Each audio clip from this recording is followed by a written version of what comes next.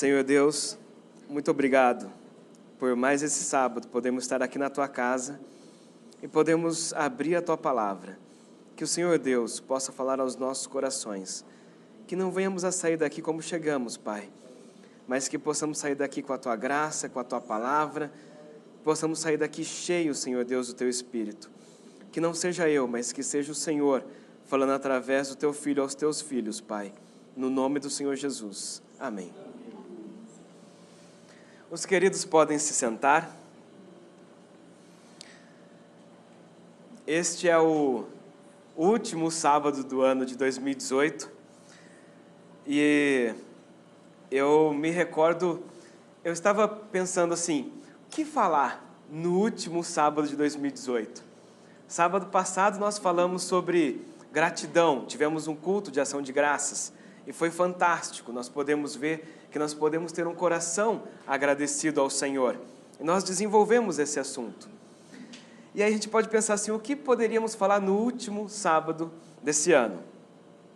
Para poder começar, eu vou contar uma história. E essa história é o seguinte, havia um frequentador de igreja que ele escreveu um edital de um livro, um edital de um jornal. E ele reclamou que não fazia mais sentido ir na igreja. Ele chegou a essa conclusão. Falou assim, não faz mais sentido ir à igreja. E ele deu os argumentos dele. E os argumentos dele foram o seguinte, eu tenho ido à igreja por 30 anos e eu já ouvi uns 3.000 sermões, mas por minha vida eu não consigo lembrar nenhum deles sequer, ou só alguns. Assim, eu penso que eu estou perdendo meu tempo e os pastores estão desperdiçando o seu tempo fazendo esses sermões. E ele escreveu isso na carta do jornal. E aí isso daí causou um alvoroço na cidade, porque o pessoal falou assim, e não é que é verdade mesmo? Não é que tem gente, você lembra que o sermão de 10 anos atrás, que foi pregado, aí você fica aquela situação, não lembro. Aí o outro, nossa, então eu estou achando que esse cara está certo. Estou achando que esse negócio é verdade. E aí causou um alvoroço naquela cidade, por causa desse texto. E aí chegaram para os pastores e falaram assim, aí, a gente tem que resolver isso daí, a gente vai ter que responder esse comentário que foi feito no jornal, o que nós vamos escrever? E aí um pastor falou assim, eu vou escrever essa resposta aqui no edital do jornal. E aí ele coloca assim, o pastor escreveu, eu estou casado há 30 anos, que é exatamente o tempo que o rapaz tinha falado que ele era crente há 30 anos. Eu estou casado há 30 anos e durante esse tempo, minha esposa deve ter cozinhado umas 32.000 refeições nesses 30 anos. Mas de uma coisa eu sei, por minha vida eu não consigo lembrar de todas as refeições que a minha esposa fez para mim, nesses 30 anos, dessas 32.000 refeições. Mas de uma coisa eu sei, todas elas me nutriram e me deram forças para o que eu precisava fazer no meu trabalho. Se a minha esposa não tivesse me dado aquelas refeições, eu estaria hoje fisicamente morto, da mesma maneira que se eu não tivesse ido à igreja durante esses 30 anos para me alimentar, a minha fome espiritual, com certeza eu estaria morto espiritualmente. Essa foi a resposta desse pastor a esse comentário que tinha sido feito. E eu achei isso daqui muito interessante, porque nesse ano de 2018, tivemos muitas pregações, tivemos muitos estudos.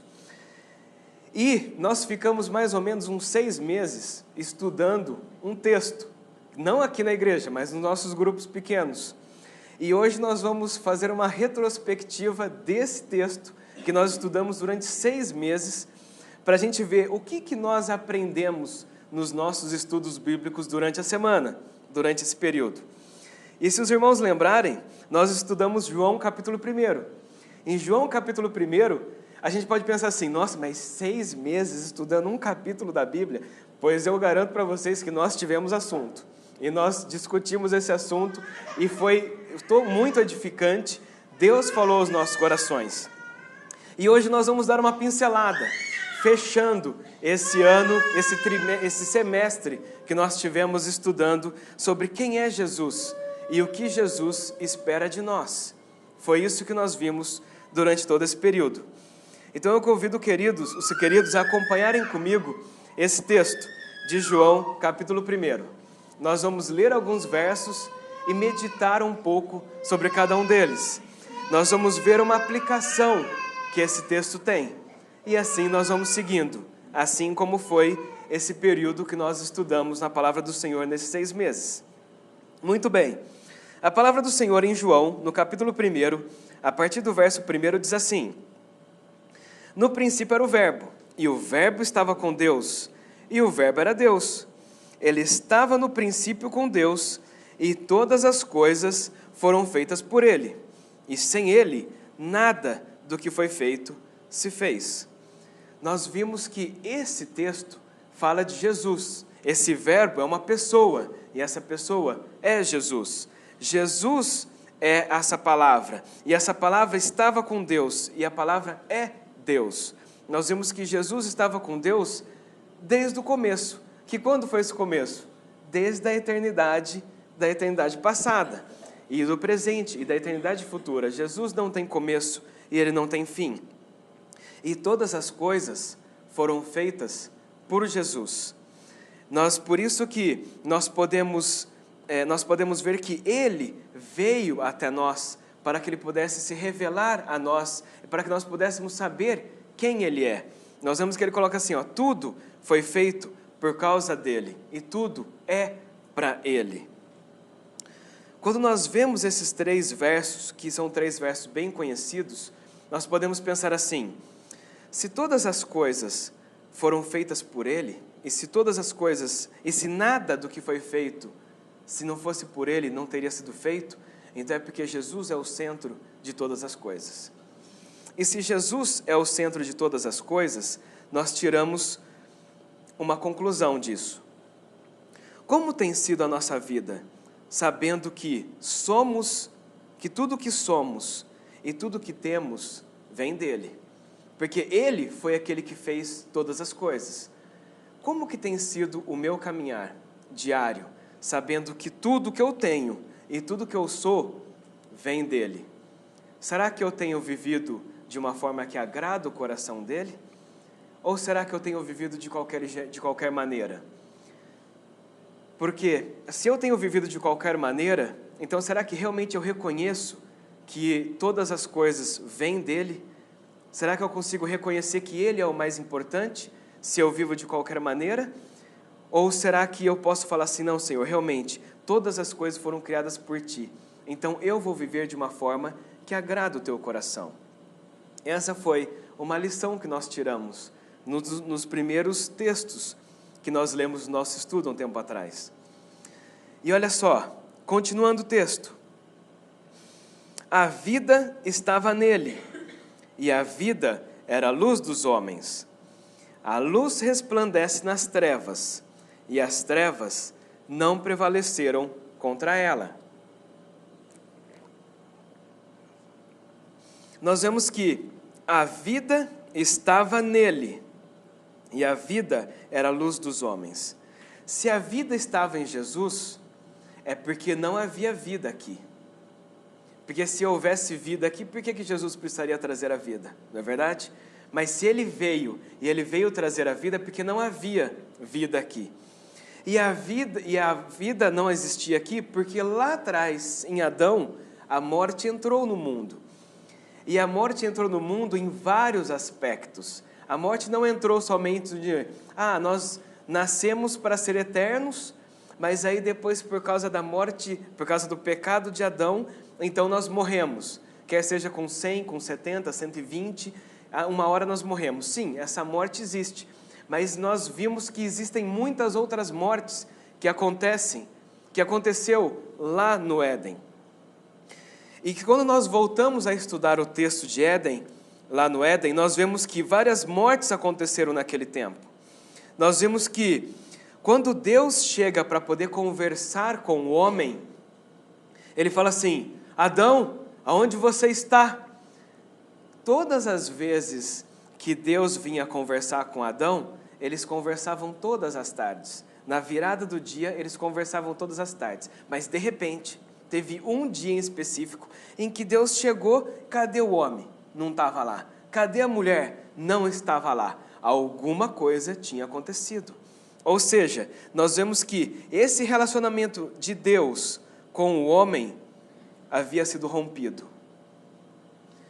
Deus vem procurar. O homem estava vivo? Estava, mas já havia tido uma quebra ali. O relacionamento dele com Deus já havia separado, já havia uma morte ali, porque morte é uma separação. Nós vemos que você tem uma pessoa, essa pessoa morre, você se separa dessa pessoa, porque você não consegue mais ter relacionamento com essa pessoa. Então ali houve uma morte entre Deus e o homem. Por quê? Porque o homem pecou. Mas aí quando Deus vem procurar ele, ele fala assim, então eu me escondi. E aí ele fala assim, e por que você se escondeu? E aí o que ele responde? Ele responde assim, olha, o que acontece é que eu tive medo, e por eu ter medo, eu me afastei de ti.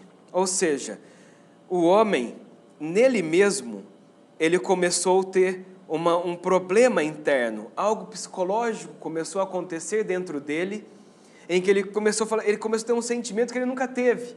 Ele teve medo e ele não quis se aproximar de Deus. Então, além de ele ter um rompimento com Deus, ele teve um rompimento com ele mesmo nessa situação. E aí, quando acontece isso, Deus fala assim, mas e por que você está assim? Aí, o que ele responde? Eu estou assim porque a mulher que tu me deste é que me fez comer da árvore. Ou seja, nesse momento, o relacionamento entre ele e a mulher também foi quebrado. Mas uma morte aconteceu. Então, uma morte entre ele e Deus, entre ele e ele mesmo, e entre ele e as outras pessoas. E aí, quando Deus, conversando com ele, falou assim, então, por você ter feito isso, então agora a terra vai sofrer por causa de você. Agora você vai ter que trabalhar. Agora é com o suor do teu rosto que as coisas vão acontecer. E a mulher também vai ter dores. E aí ele começa a falar quais eram as consequências do pecado deles. Ou seja, a natureza começou a agir de uma forma diferente com o homem a partir desse momento. Uma quebra entre o homem e a natureza. Até então era tudo lindo, era tudo maravilhoso. Ele estava no jardim somente para cuidar, era muito mais fácil. Mas Deus falou assim, não, agora é o seguinte, agora você por você mesmo, vai lá e faz acontecer, porque senão vai dar problema para você. Ou seja, todas essas mortes aconteceram.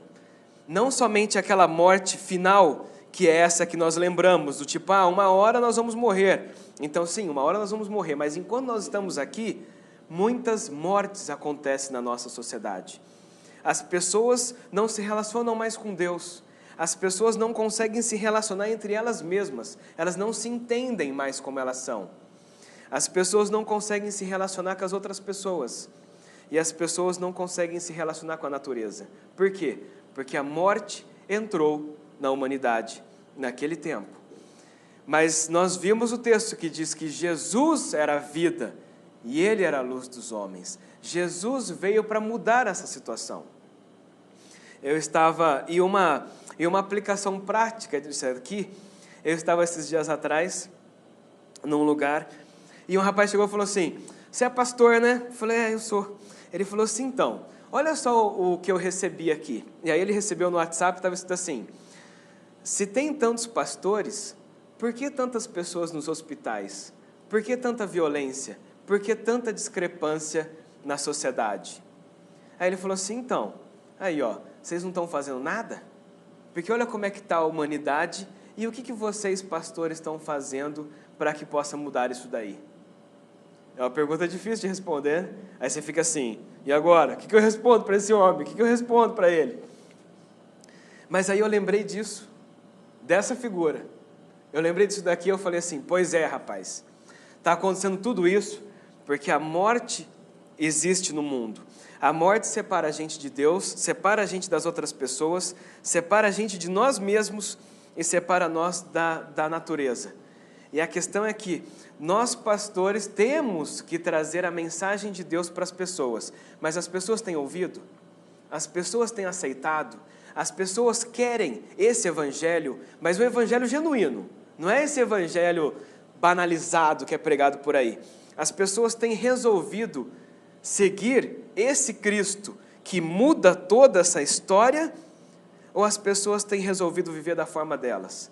Eu falei, e aí, amigão, o que você me responde? Aí ele falou, então, pois é. Eu falei assim, então tá tudo isso daí? Não é culpa dos pastores, é culpa das pessoas que não querem aceitar a vida que está em uma pessoa. Eles rejeitaram essa pessoa, por isso elas vivem dessas formas. Então não coloque a culpa em Deus, não coloque a culpa em Jesus, não coloque a culpa naqueles que pregam o evangelho genuíno. Coloque a culpa naqueles que não querem aceitar esse evangelho, que não querem viver da forma como Deus quer que eles vivam. Jesus trouxe a vida para religar todas essas partes, todos esses relacionamentos quebrados que temos aqui. Jesus veio para trazer vida em todos esses relacionamentos. E é por isso que nós podemos viver de uma forma diferente. Se o mundo está do jeito que está, ele pode ser diferente porque Jesus pode transformar isso. Basta as pessoas quererem aceitar Jesus para que ele possa trazer essa vida que só ele tem. Muito bem. E aí por isso nós chegamos a uma aplicação. Quais dessas separações, dessas mortes que nós vimos agora há pouco, quais delas ainda existem em você? Nós sabemos que Jesus, ele veio para trazer vida, e trazer vida em abundância. Mas como que você está no seu relacionamento com Deus? Ele está bom? Você realmente tem se relacionado com Ele de verdade? Ou você tem vindo na igreja só por vir? Ou você tem falado que você é crente, mas é um crente de fachada, mas na verdade você não se importa com as coisas de Deus? Como tem sido esse relacionamento? Ou como tem sido o seu relacionamento com você mesmo? Você tem visto Deus atuando, Jesus atuando na sua vida? Ou você não conseguiu se achar ainda? Você não conseguiu saber o propósito que Deus tem para você? Você não conseguiu preencher aquele vazio que você tenta buscar em outros lugares, que só Jesus pode preencher? Ou como tem sido o seu relacionamento com as pessoas? Jesus disse, amarás o Senhor teu Deus sobre todas as coisas e ao teu próximo como a ti mesmo. Você tem conseguido amar o próximo como a você mesmo? Ou ainda está difícil essa situação? Pois Jesus pode trazer vida nisso também. Essa é uma aplicação que nós podemos pensar. Como que tem sido? Será que Jesus realmente preencheu todas essas áreas da minha vida? Ou tem alguma coisa ainda que eu preciso falar, Senhor, traga vida para essa minha área aqui que ainda está morta na minha vida? Continuando o texto. Houve um homem enviado por Deus, e esse nome era João. Este veio como testemunha para testificar a respeito da luz, para que todos viessem a crer por meio dele. Ele não era luz, mas veio para dar testemunho da luz. A verdadeira luz que vindo ao mundo ilumina toda a humanidade. Nós vemos aqui que João Batista, ele era uma testemunha de Cristo. Ele não era luz, mas ele testemunhava a luz. E quem nós somos hoje? Nós estamos aqui por quê? Qual é a nossa função? Qual é a missão que Jesus deu a cada um de nós? Olha só esse texto. 1 Coríntios 5:20 diz assim, portanto, somos embaixadores em nome de Cristo, como se Deus exortasse por meio de nós. Em nome de Cristo, pois, pedimos que vocês se reconciliem com Deus. Nós vemos que nós somos embaixadores de Cristo aqui na terra. E o que o embaixador faz? Ele representa aquele país, ou ele representa aquele órgão. Quando vem o embaixador de um outro país aqui, ele representa aquele país neste lugar. Nós somos embaixadores de Cristo. Se nós somos embaixadores de Cristo, nós precisamos refletir o caráter de quem? De Cristo. Nós precisamos viver de que forma? Do jeito como Cristo viveu. E João Batista era uma testemunha de Cristo. E nós precisamos ser uma testemunha de Cristo. Será que nós realmente temos representado Cristo no nosso dia a dia? Ou será que nós somos crentes somente no final de semana? E aí quando chega na segunda-feira, as coisas acontecem. Uma vez, eu estava no Carrefour, cheguei lá para poder comprar um negócio, e eu estava ouvindo um barulho de uma mulher gritando, esperneando, e aí, né, a gente, curioso, todo mundo é curioso, fala assim, o que está acontecendo? Eu quero lá ver para ver o que está acontecendo. E aí, quando eu estava chegando perto, tinha uma mulher, e a mulher estava brigando com o lojista lá, porque ela tinha comprado um negócio e aquilo não estava funcionando, aí eu não sei se eles não estavam querendo trocar, eu não entendi direito o que estava acontecendo, mas estava uma briga ali, e alto, e aí começou a montar umas pessoas em volta para querer saber o que estava acontecendo e tal, e não era uma criança, um adolescente, era um adulto. E aí na hora que eu dei aquela olhada para ver quem que era, sabe quem era? Era uma pessoa que eu conhecia de uma igreja que eu estava um tempo atrás, e o marido dela estava ali do lado, e o marido estava assim, ó, sabe? Sabe quando a pessoa está só com os olhinhos assim, olhando, porque ele estava envergonhado daquela situação. E na hora que eu olhei aquilo, aí eu pensei assim, e é crente, né? Sabe? Então o que acontece? Agora imagina as pessoas que estavam ali. Eu conheci aquela pessoa porque aquela pessoa era membro da igreja que eu estava. E aí na hora que eu olhei para o marido dela, não falei nada, mas ele deve ter pensado assim, puxa vida, ele está vendo isso. Né? E ele pode falar isso para a igreja inteira depois, mas eu não falei. Mas a questão é assim, a gente fica pensando assim, como você tem representado Cristo no seu dia a dia? Com certeza, essa situação super constrangedora que foi passado naquele tempo, aquela pessoa não estava refletindo o caráter de Cristo ali. Ela poderia resolver aquela situação de uma forma completamente diferente. Ela poderia chegar no setor de atendimento ao cliente e falar assim, olha, está acontecendo assim, assim, assim, e ninguém precisar saber do barraco que estava acontecendo. Então, nós precisamos lembrar que nós somos testemunhas de Cristo aqui nessa terra. Olha lá, continuando o texto. O verbo estava no mundo, o mundo foi feito por meio dele, mas o mundo não conheceu. Veio para o que era seu e os seus não receberam. Jesus foi rejeitado quando ele veio aqui nessa terra. Não foi todos que aceitaram ele. Uns aceitaram, mas outros não. Aliás, muitos não. E Jesus sofreu essa rejeição. E sabe o que é interessante? Quando você decide ser discípulo de Cristo, não simplesmente, eu estou indo na igreja. Não, quando você decide ser discípulo. E discípulo é seguir o seu mestre. Quando você decide ser discípulo de Cristo de verdade, você também vai ser rejeitado. E a pergunta que eu faço para você é, como você tem lidado com essa rejeição da sociedade em você andando na contramão dessa situação? Você pode ter duas opções. Você pode falar assim, quer saber? Estou sendo rejeitado pela minha família, pelos meus amigos, no meu trabalho, nos meus vizinhos. Esse negócio não é para mim não, eu perdi tudo. Como eu perdi tudo, então eu não quero isso. Mas Jesus disse, aquele que não deixar pai e mãe ou não renunciar tudo que tem por amor a mim, não pode ser meu discípulo. Jesus disse isso. E a pergunta que fica para nós é, como eu tenho lidado com essa rejeição dos não cristãos? Às vezes, a gente pode ter pensado em desistir. Do tipo assim, você quer saber? Esse negócio não está dando certo, não. Mas eu posso dizer uma coisa para você. Quando nós, assim como Jesus foi rejeitado, mas ele fez o propósito dele aqui nessa terra, nós também podemos ser rejeitados. Mas nós também somos aceitos por muitos. Jesus foi rejeitado por alguns e aceito por outros. Nós também somos aceitos. E quando nós estamos inseridos no corpo de Cristo, ali nós nos ajudamos, nós nos suportamos, nós nos caminhamos juntos e todos chegamos até a eternidade que o Senhor tem para cada um de nós. Então, você pode ser rejeitado por alguns, mas com certeza você será aceito por muitos também. Olha lá. Mas a todos quanto receberam, deu-lhes o poder de serem feitos filhos de Deus, a saber, aos que creem no seu nome, os quais não nasceram do sangue, nem da vontade da carne, nem da vontade do homem, mas de Deus. E o Verbo se fez carne e habitou entre nós, cheio de graça e de verdade. E vimos a sua glória, glória como unigênito do Pai. Esse texto nos deixa claro que nós só somos salvos exclusivamente por Deus. Não vem de nós. Olha o que o texto diz.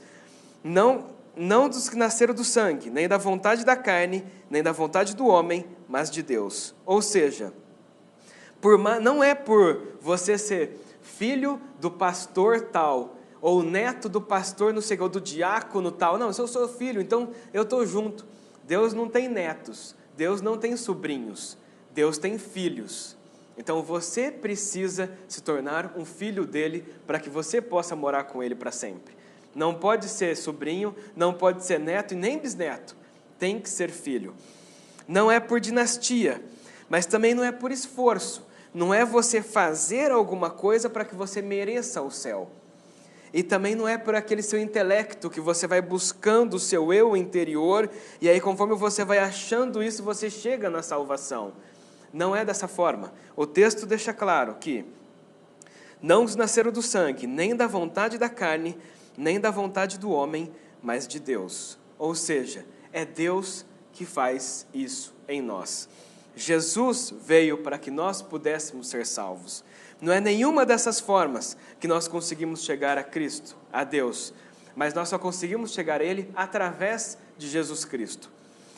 Se nós pudéssemos chegar a Deus pelos nossos esforços, pela nossa capacidade, ou por uma dinastia, por que é que Jesus precisava vir na terra então? Por que Ele precisava morrer na cruz por mim e por você? Você não ia conseguir fazer isso por você mesmo? Você não ia conseguir se evoluindo por você mesmo até você conseguir chegar ao 100%? Então Jesus precisaria ter vindo aqui para quê? Concorda que se Jesus veio, então é porque nem eu e nem você conseguimos. É porque nós só conseguimos chegar ao Pai através de Jesus. E é por isso que esse texto nos dá essa aplicação. Somos salvos por mérito total de Deus. Porque diferente disso, Jesus não precisaria ter vindo. Conseguiríamos a salvação pelas nossas próprias forças. Mas nós não conseguimos isso. Nós dependemos totalmente de Jesus para isso. Não para simplesmente sermos salvos, mas depois de sermos salvos, na nossa caminhada diária, nós precisamos de Jesus para nos mantermos no caminho. Porque nós mesmos, nós não conseguimos ficar no caminho, mas nós precisamos dele para que ele possa nos ajudar e nos sustentar para conseguirmos chegar até o Pai. Olha só o texto. João dá testemunho a respeito dele e exclama: esse é aquele que eu dizia, ele vem depois de mim, mas é mais importante do que eu, pois já existia antes de mim. Porque todos nós temos recebido de sua plenitude e graça sobre graça. Esse texto, nós vemos que João Batista, ele toma uma decisão. Ele fala assim, olha, esse aí que está vindo, esse Jesus, ele é mais importante do que eu. Ele veio primeiro do que eu, e eu coloquei ele em primeiro lugar na minha vida. Ele coloca isso. E aí nós vemos uma figura, e nessa figura tem uma cadeira no coração de cada um de nós. E nessa cadeira você tem duas opções, ou senta nessa cadeira você, ou seja, você toma as decisões da sua vida, ou nessa cadeira você coloca Cristo, para que Cristo tome as decisões da sua vida. E a questão é, quem está sentado na cadeira do seu coração? Quando nós aceitamos Jesus, nós dizemos, Senhor, vem habitar no meu coração e que o Senhor possa tomar todas as decisões da minha vida. E a gente vem, e a gente ora, e o Senhor nos aceita, escreve nosso livro no livro da vida, e é fantástico. Só que no dia seguinte, e no dia seguinte, e no mês seguinte, e no ano seguinte, e na década seguinte, você vai tomar decisões. E essas decisões que forem tomadas, vai ser segundo Cristo, ou vai ser segundo as suas próprias vontades?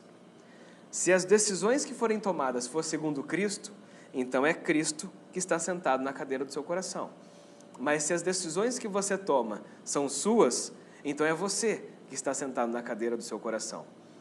E aí você pode pensar assim, e isso faz alguma diferença na minha vida? Opa, com certeza. Olha o que o próprio texto diz. Porque todos nós temos recebido da sua plenitude e graça sobre graça. Plenitude é ser completo. Ser completo, só Deus tem. Eu não tenho o costume de falar de grego e hebraico aqui, vocês sabem muito bem disso, mas essa vale a pena. Quando os judeus chegam para o outro e falam assim, shalom, ele está dizendo paz. A gente diz isso, né? Ah, é paz. Só que shalom é mais do que paz. Não é qualquer paz. Shalom, ele vem de um derivativo de uma raiz que é de shalem. E shalem significa completo. Shalem e shalom são muito parecidos.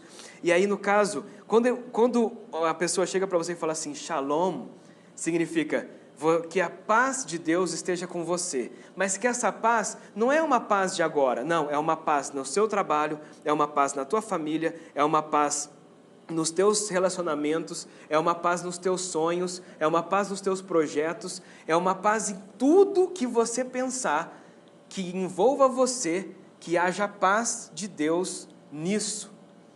Então, e quem pode dar isso é só Deus. Só Deus é completo. E só Ele pode dar essa completude, essa plenitude para você. E quando nós decidimos colocar Cristo na cadeira do nosso coração, assim como João Batista disse, falou assim, olha, eu decidi colocar Ele em primeiro lugar na minha vida. Quando nós fazemos isso, aí Ele entrega da plenitude dEle para você. Então, tem uma recompensa? Tem. E quando nós somos completos, nós vivemos de uma forma diferente.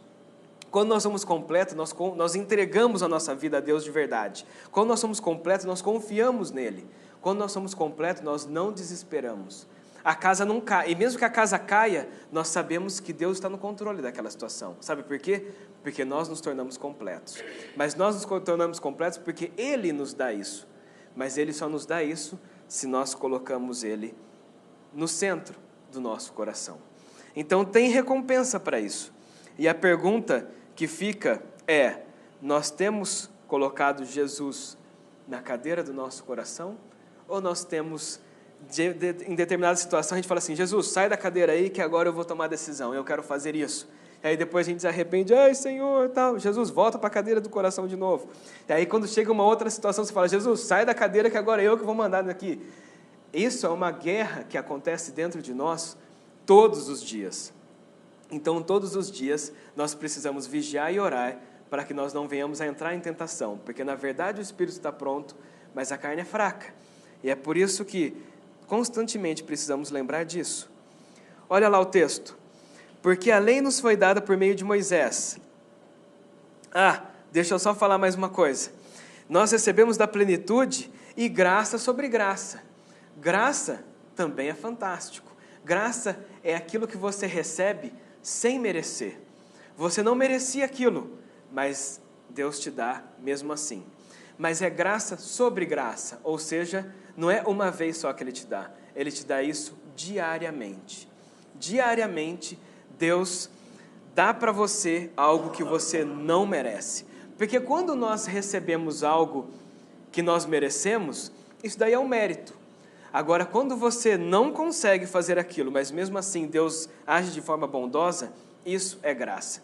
E Ele derrama da graça dEle sobre você diariamente, se você decide colocar Cristo na cadeira do seu coração. Vamos lá. Porque a lei nos foi dada por meio de Moisés.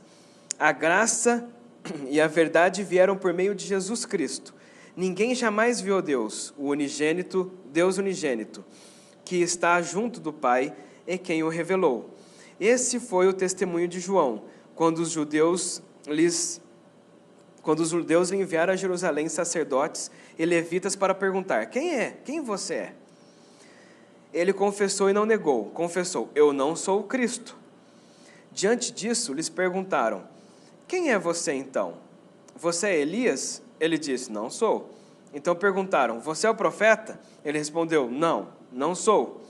Disseram-lhe então, diga quem é, para que podemos dar uma resposta àqueles que nos enviaram. O que é que você diz a respeito de si mesmo? Então ele respondeu, eu sou a voz do que clama no deserto, endireitem o caminho do Senhor, como disse o profeta Isaías. Ora, os que haviam enviado eram de um grupo dos fariseus. E perguntaram a João, então por que você batiza se não é o Cristo, nem Elias e nem o profeta? João respondeu, eu batizo com água, mas no meio de vocês está alguém que vocês não conhecem.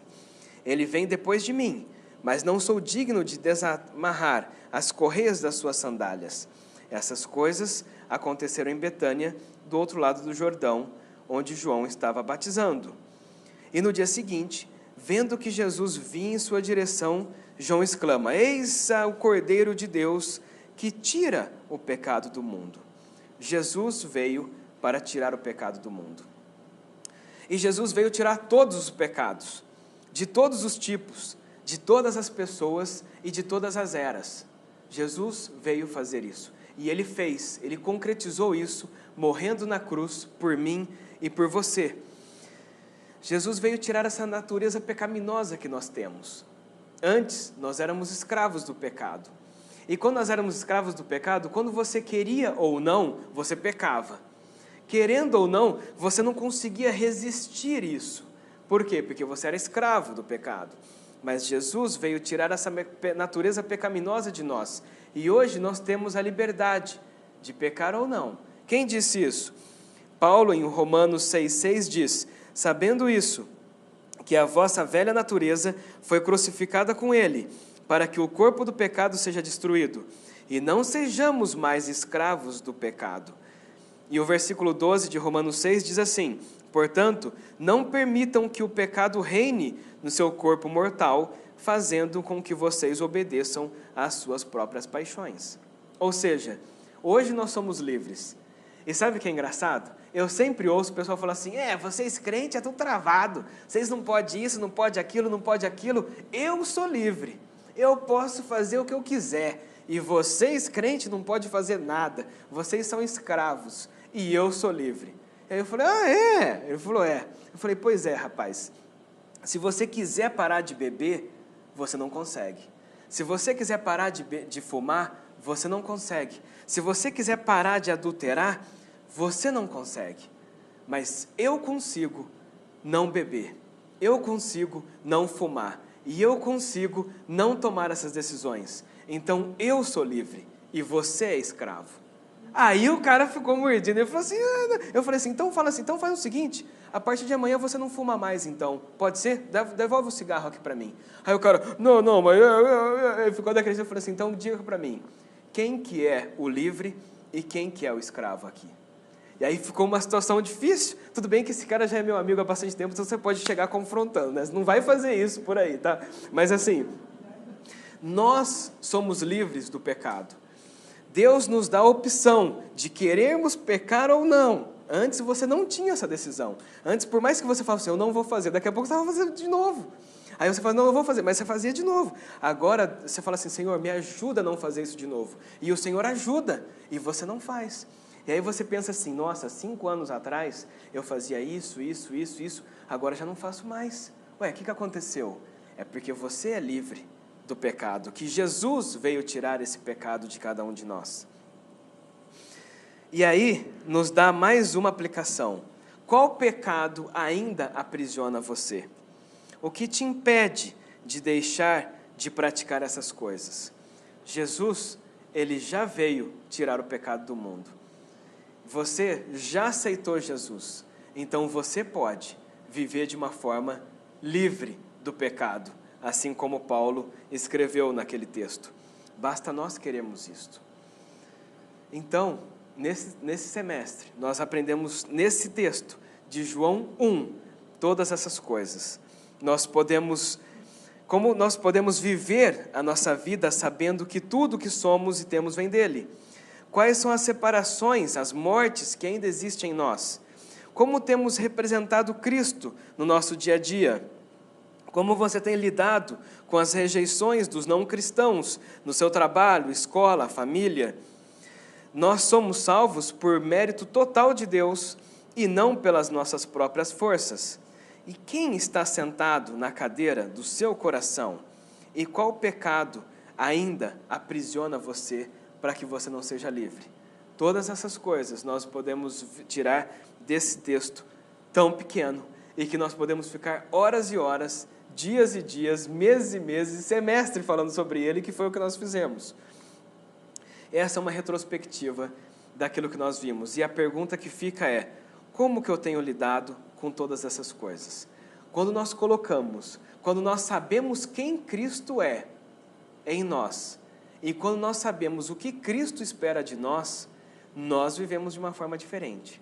E o desafio para o ano de 2019 é, saiba quem Jesus é para você, e saiba o que Jesus espera de você, para que você possa viver uma vida com essas aplicações. E assim, Deus derrama da sua plenitude sobre a sua vida e graça sobre graça.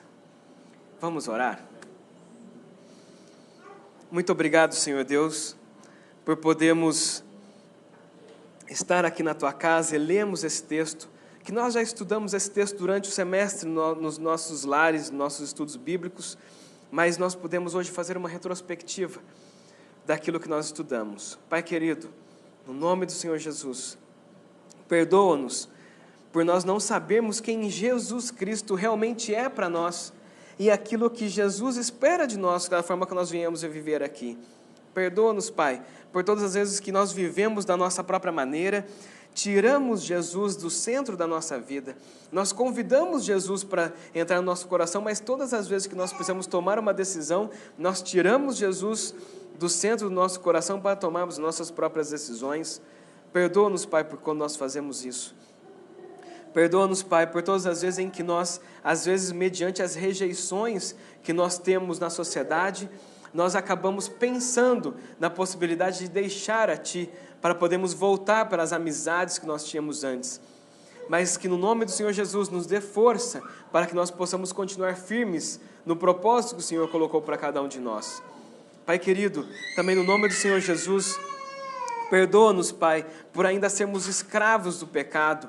Perdoa-nos por nós ainda não resistirmos às nossas tentações, mas que no nome do Senhor Jesus que possamos vigiar e orar para que nós não venhamos a entrar em tentação, que nós venhamos a cada vez mais alimentar o nosso espírito, para que o espírito esteja pronto, para que nós não venhamos a cair, Pai, nessa carne fraca que nós temos, para que assim nós possamos realmente sermos livres do pecado, que Jesus veio nos libertar para isso.